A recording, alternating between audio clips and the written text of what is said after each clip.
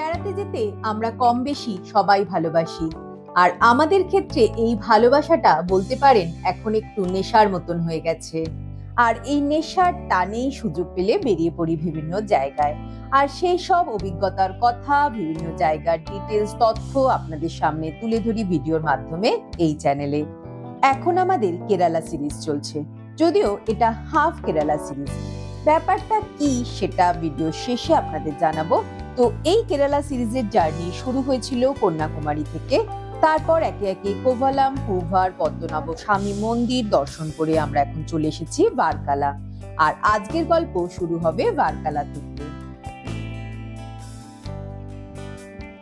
Good morning from Varkala, Kerala.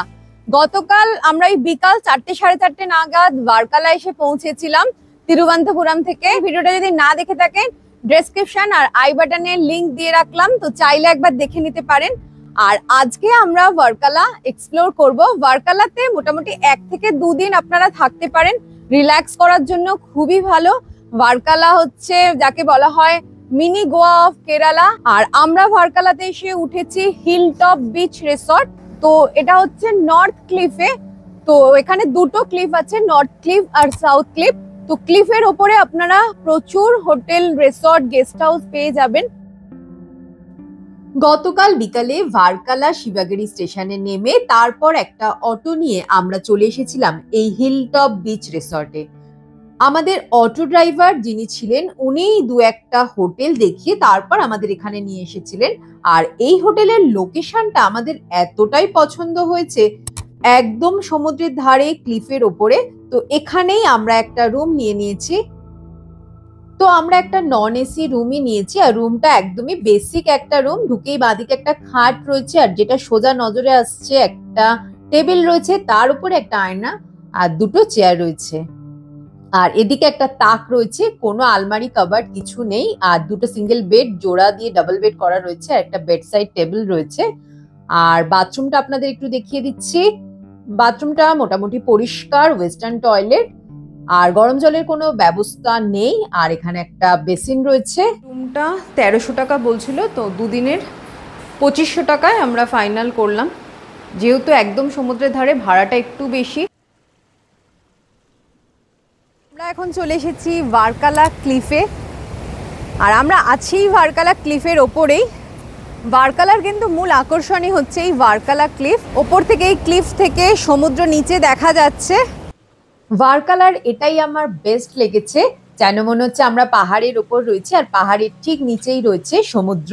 আর এই ক্লিফে এরকম একটা চলার জন্য রাস্তা করা রয়েছে, যেখান দিয়ে আপনারা ঘুরে দেখতে পারেন। আর এই রাস্তার পুরো একটা ধারে সমস্ত দোকান, বিচ, ক্যাফে সব কিছু রয়েছে। এদিকে সূর্যাস্তের সময় প্রায় হয়েই এসেছে, আর আমরা এখন একটা ক্যাফেতে এসে বসেছি, যেখান থেকে আরব সাগরের বুকে একটা পারফেক্ট সূর্যাস্ত আমরা দেখতে পাবো, এই আশা নিয়ে এসেছি। দেখা যাক। তো এখন অপেক্ষা সূর্যাস্তের মুহূর্ত পর্যন্ত। না, যেরকম সূর্যাস্ত দেখবো ভেবেছিলাম ঠিক সেই রকম দেখতে পেলাম না। যাই হোক, এখানে কিছুক্ষণ সময় কাটিয়ে এবার আমরা এখান থেকে বেরিয়ে পড়লাম। ইতিমধ্যে সন্ধে হয়ে গেছে, আর প্রত্যেকটা ক্যাফে এবং দোকানে আলো জ্বলে উঠেছে। আর এই ক্যাফের রকমারি আলোয় এই জায়গাটা অদ্ভুত একটা মায়াবী রূপ নিয়েছে। অদ্ভুত সুন্দর একটা ভাইবস এখানে রয়েছে। এই নর্থ ক্লিফের উপরেই ম্যাক্সিমাম ক্যাফে এবং যে বিচ মার্কেট সেটা রয়েছে। সন্ধেবেলায় এই মার্কেটে আপনারা ঘুরে শপিং করতে পারেন। প্রত্যেকটা ক্যাফে থেকে মিউজিকের সাউন্ড ভেসে আসছে, কিছু কিছু ক্যাফেতে লাইভ মিউজিকও হয়। তো সব মিলিয়ে একটা আলাদা ভাইবস এখানে আপনারা পাবেন। তো আমরা এরকমই একটা ক্যাফেতে এখন চলে এসেছি ডিনার করতে। সমুদ্রের ধারে বসে ঢেউয়ের আওয়াজ শুনতে শুনতে ডিনার করব আজকে আমরা। ভার্কালা আসলে এই জিনিসটা এনজয় করতেই হবে, তো আমরা সেটাই এখন এনজয় করছি। তো আমরা এখন চলে এসেছি ব্লু মুন ক্যাফে। তো এখানেই আমরা ডিনার করব। এখানে প্রচুর ক্যাফেজ রয়েছে। কোভালামেই বলুন আর ভার্কালাতেই বলুন, খাবারের দাম কিন্তু একটু হাই রয়েছে আদার্স অন্যান্য জায়গার তুলনায়। তো বিচ ক্যাফেতে এগুলো তো একটু বেশি হবে। এবার কিছু কিছু জায়গায় 50 টাকা 100 টাকা কম বেশি রয়েছে। প্রন ফ্রাইড রাইস আর চিকেন মাঞ্চুরিয়ান দিয়ে আজকে আমরা ডিনারটা সেরে নিলাম। আর এইভাবেই বার্কালাতে শেষ হলো আমাদের প্রথম দিন।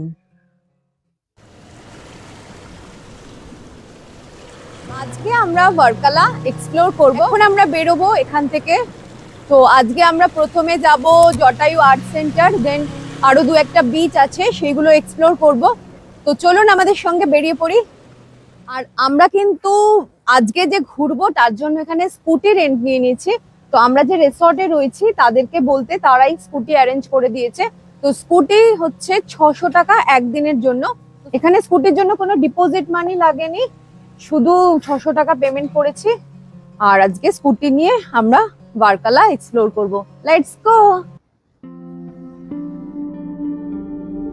আমরা রওনা দিয়ে দিলাম। আর আজকে আমাদের প্রথম গন্তব্য হচ্ছে Kapil beach. Kapil beach Varkala beach থেকে 6 থেকে 6.5 কিলোমিটার দূরে রয়েছে। গুগলে লোকেশন সেট করে আমরা এগিয়ে চললাম। তো গুগল দিদি দেখানোর পথে যেখানে আমরা পৌঁছালাম সেটা ছিল একটা জেলেদের বিচ। যদিও প্রথমে এটাকেই কপিল বিচ ভেবেছিলাম, আর ভুল ভেঙেছিল এখান থেকে বেরিয়ে কিছু দূর যাওয়ার পর। যদিও এই বিচটাও আমার বেশ ভালোই লেগেছিল।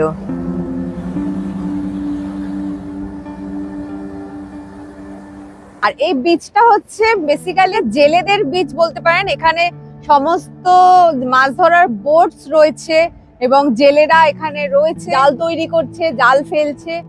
যেহেতু আমরা একদম সকাল সকাল পৌঁছে গেছিলাম, বেশ কিছু নৌকা মাছ ধরে ফিরেছে। তো তাদের জালে কি মাছ পড়েছে সেগুলো দেখলাম। বেশ কিছুক্ষণ সময় এখানে কাটিয়ে তারপর আমরা বেরিয়ে পড়লাম।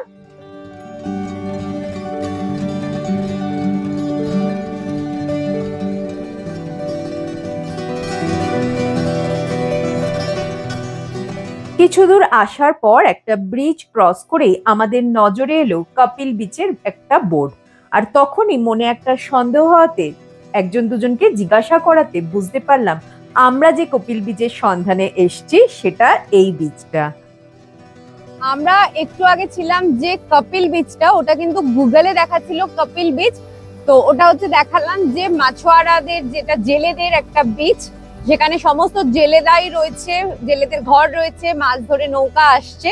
আর একজন দুজনকে জিজ্ঞাসা করতে কপিল বিচের লোকেশন এটা দেখালো।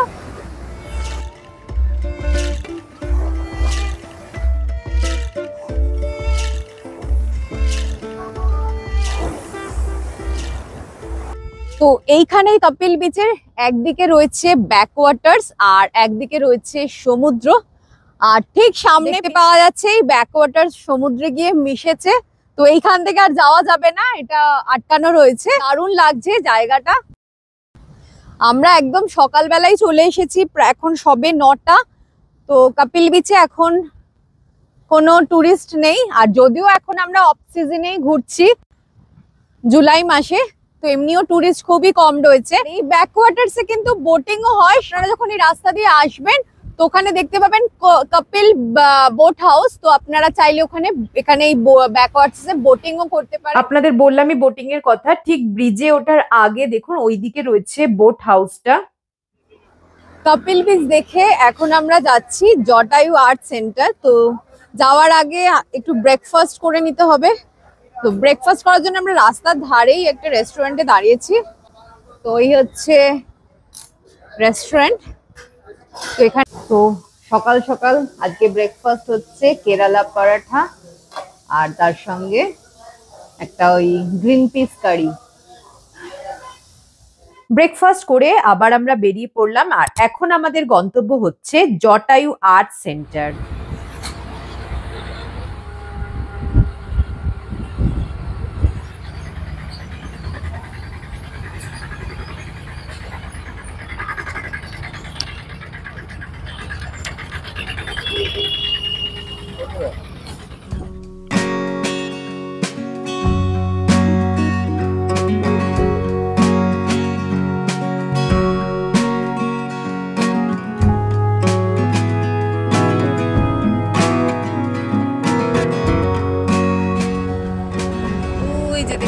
পাহাড়ের উপর দেখা যাচ্ছে, ওটাই আমাদের ডেস্টিনেশন জটায়ু আর্ট সেন্টার।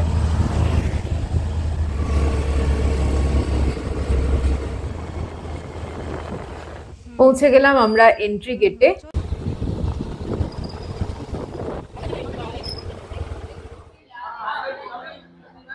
আমরা পৌঁছে গেছি জটায়ু আর্থ সেন্টার। তো এটা হচ্ছে ওয়ার্ল্ডের লার্জেস্ট বার্ড স্কাল্পচার। তো এটা আসতে হলে আপনাকে ভার্কালা থেকে 30 কিলোমিটার ডিস্টেন্সে রয়েছে। আর এখানে রয়েছে এই যে বার্ড স্কাল্পচারটা রয়েছে সেটা একদম পাহাড়ের ওপরে রয়েছে। তো যাওয়ার জন্য রোপওয়ে রয়েছে। তো প্রথমেই ঢোকার পর এখানে রয়েছে টিকিট কাউন্টার। যেহেতু আমরা কেবিল কারে যাব তাই এখান থেকে আমরা টিকিট কাটলাম 266 টাকা করে। আর এখানে অনলি ক্যাশ অ্যাকসেপ্ট করছে, তাই সাফিসিয়েন্ট ক্যাশ অবশ্যই ক্যারি করবেন। এন্ট্রি টিকিটের পাশেই রয়েছে লাগেজ কাউন্টার। বড় ব্যাগ অ্যালং হেলমেটস আপনারা এখানে রেখে দিতে পারেন। এবার উপরে ওঠার জন্য সিঁড়ি রয়েছে আর কেবিল কার রয়েছে। যদি আপনারা হেঁটে যান তাহলে এখানে আপনার এন্ট্রি ফি লাগছে 325 টাকা। আর যদি কেবিল কার করতে হয় তো আমরা 266 টাকা দিয়ে যে এন্ট্রি টিকিটটা কাটলাম সেটা প্লাস উপরে উঠে ফার্স্ট ফ্লোর টাইপের রয়েছে। তো ওখানে উঠলে আবার কেবিল কারে টিকিট পাওয়া যাচ্ছে, সেটা হচ্ছে 289 টাকা। তো এই জায়গাটার সঙ্গে রামায়ণের একটা কাহিনী যুক্ত আছে। কাহিনীটা কি সেটা ওপরে গিয়ে তারপর আপনাদের বলবো। তার আগে আমরা রোপওয়ের টিকিট কেটে ওপরে যাব।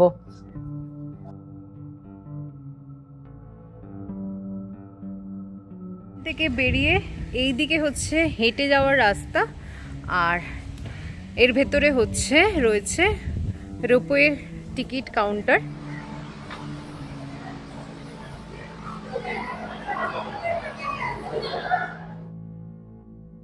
এই হচ্ছে এখানে কেবিল কারের টিকিট। আর এখানে দেখুন কি সুন্দর কেবিল কার, স্মল কেবিল কার সোভেনিয়ার রয়েছে। এগুলো এখানে বিক্রিও হচ্ছে 199।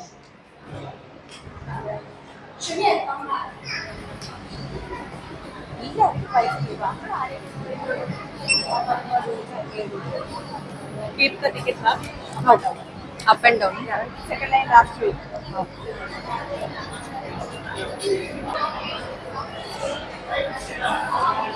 এই যে টিকিটটা আমরা রোপওয়ে কাটলাম এটা হচ্ছে আপ অ্যান্ড ডাউন।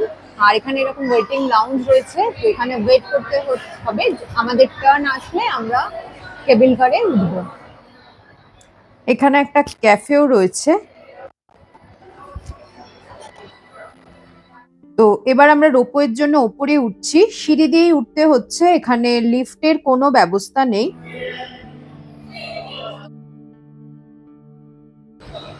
বেশ বড় বড় গন্ডোলা, না?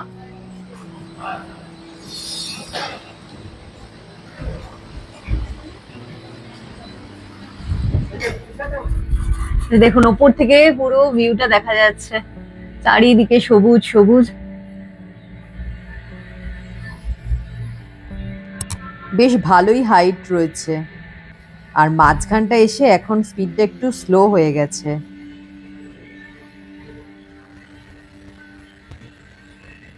আর এই সামনে দেখা যাচ্ছে দেখুন জটায়ু স্কাল্পচার। আর এই যে দেখুন নিচে দিয়ে সিঁড়ি চলে যাচ্ছে যারা হেঁটে উঠবে তাদের জন্য।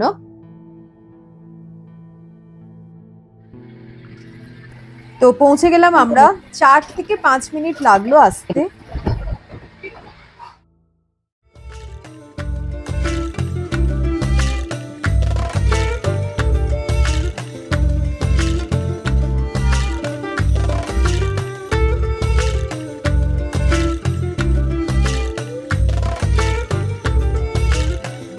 আমরা এখন কেবিল কারে করে ওপরে উঠে গেছি বার্ড স্কাল্পচারটার কাছে।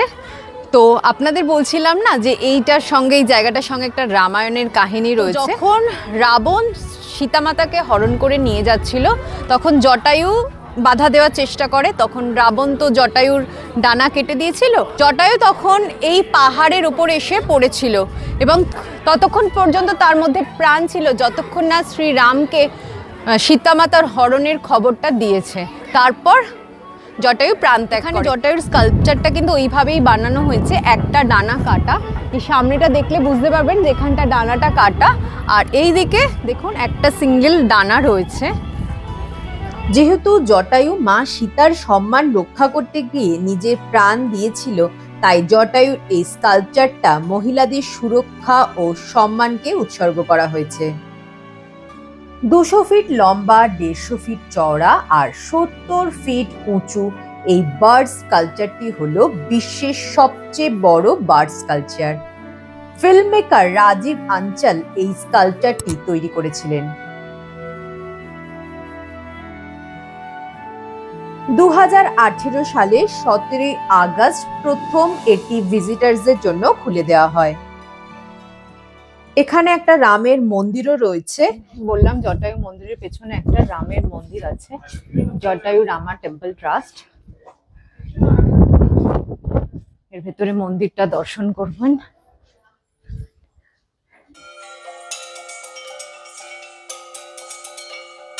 এই হচ্ছে রামের মন্দির।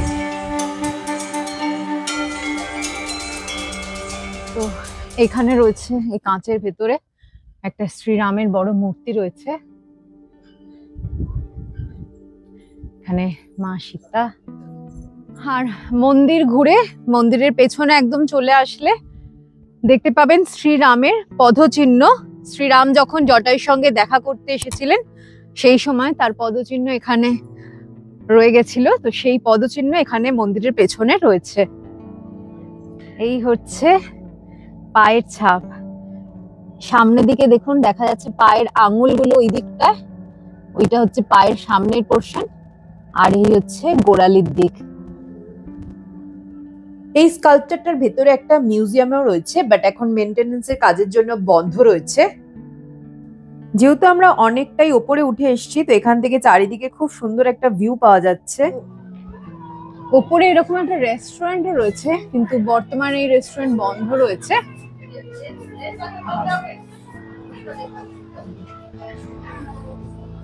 তো এই এক্সিট এখান থেকে কিন্তু আপনারা শুধু যদি হেঁটে ওঠেন ওয়ান ওয়ে টিকিটও পেয়ে যাবেন নামার সময় রোপওয়ে।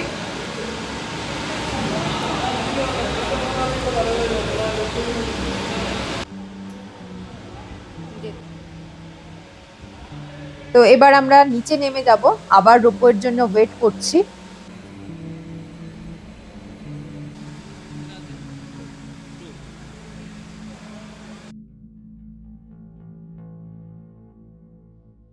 রোপওয়ে করে নেমে আসার পর ফার্স্ট ফ্লোরে রয়েছে একটা বেশ বড় ফুড কোর্ট, আর তার সাথে এখানে একটা গেম জোনও রয়েছে।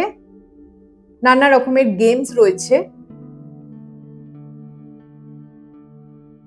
আমাদের মেলাতে যেমন হয় না বাস্কেটে বল ছোড়া, বল দিয়ে গ্লাস ফেলা, সেই গেমস এখানে রয়েছে। দুটো বল দিচ্ছে 100 টাকা, আর ফেলতে পারলে এই যে সফট টয়েস গুলো রয়েছে এগুলো প্রাইজ হিসাবে দেবে। আর তার সঙ্গে এখানে একটা 12D রাইডার শো হয়। রাইডার শোয়ে 10 মিনিটের একটা শো, 12D এক্সপিরিয়েন্স পাবেন। তো এর টিকিট হচ্ছে 160 টাকা। এখানে বাইরে একটা বড় স্ক্রিন আছে, তো তাতে দেখা যাচ্ছে ভেতরে লাইভ কি হচ্ছে। আর এই ফুড কোর্টের এই মেনু দেওয়া রয়েছে, আর এটা সম্পূর্ণই সেলফ সার্ভিস। এখানে আপনাকে প্রথমে পেমেন্ট করতে হবে, তারপর এই সামনে থেকে খাবার কালেক্ট করতে হবে। এই ফুড কোর্টেই আমরা লাঞ্চটা করে নিচ্ছি। তো ওখানে একটা কেরালা থালি নিলাম, 200 টাকা নিল। এই রয়েছে এখানে ভাত, ডাল, এখানে একটা সবজি রয়েছে, এটা নারকেল দিয়ে কিছু একটা সবজি, এখানে দই, এটা গাজর আর মূলোর মনে হয় সবজি, এটা সাম্বার, এখানে শিমের পায়েস দিয়েছে, তার সাথে এখানে আচার আর একটা পাঁপড়। এই হচ্ছে এখানে থালি। তো এখান থেকে বেরিয়ে আমরা আবার ফিরে যাচ্ছি ভার্কালার দিকে। এই হচ্ছে ভার্কালা হেলিপ্যাড।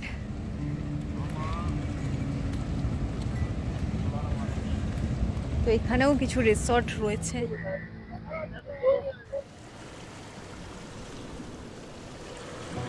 আমরা এখন চলে এসেছি ভার্কালা বিচে। পুরো ঘিরে দিয়েছে, এখন আর জলে নামা যাবে না। জুলাই থেকে সেপ্টেম্বর মানে বর্ষাকালে যদি আপনারা কেরালা আসেন তাহলে কিন্তু এখানে সমুদ্রে নামা যাবে না। কোভালামেও দেখলাম, আর এখানেও দেখছি ঘিরে দিয়েছে, টুরিস্টদের জলে নামতে দিচ্ছে না। তো সমুদ্রে কিন্তু স্নান করা তাহলে যাবে না। অক্টোবরের পরে আসলে তবেই আপনারা সমুদ্রে নেমে এখানে স্নান করতে পারবেন। তো আজকে বিকালটা আমরা জাস্ট এখানে রিল্যাক্স করে কাল আমরা ভার্কালা থেকে বেরিয়ে যাব। ভার্কালা থেকে এছাড়া আপনারা ঘুরে দেখে নিতে পারেন পারাভুর লেক এবং মুনরো আইল্যান্ড। তো এখানে আপনারা বোটিং, কায়াকিং এই ধরনের অ্যাক্টিভিটিস গুলো করতে পারবেন। যেহেতু আমরা পুভার গেছিলাম তাই এই দুটো জায়গা আমরা স্কিপ করে গেছি। পরের দিন সকালে ভার্কালার হোটেল থেকে চেক আউট করে আমরা চলে এসেছি ভার্কালা শিবাগিরি স্টেশন। এখান থেকে ট্রেনে করে আপনারা অনায়াসেই পৌঁছে যেতে পারেন অ্যালেপি বা অ্যালেফুজা। আমরা অ্যালেপি যাচ্ছি না, কারণ আপনাদের আগেই বলেছিলাম এটা হাফ কেরালা সিরিজ। কারণ অ্যালেপি, মুন্নার ও কোচি আমরা লাস্ট ইয়ার ঘুরে দেখেছি এবং ভিডিওগুলো অলরেডি চ্যানেলে আছে। ডিটেলস ভিডিওর জন্য আপনারা কেরালা প্লেলিস্ট একবার চেক করতে পারেন, সেখানে অ্যালেপি, ফোর্ট কোচি এবং মুন্নারের ডিটেলস ভিডিও পেয়ে যাবেন। তো আজকের ব্লগটাকে এখানেই শেষ করছি। দেখা হবে খুব শীঘ্রই নতুন একটা জায়গায়, নতুন একটা ব্লগে। সকলে ভালো থাকবেন, টাটা।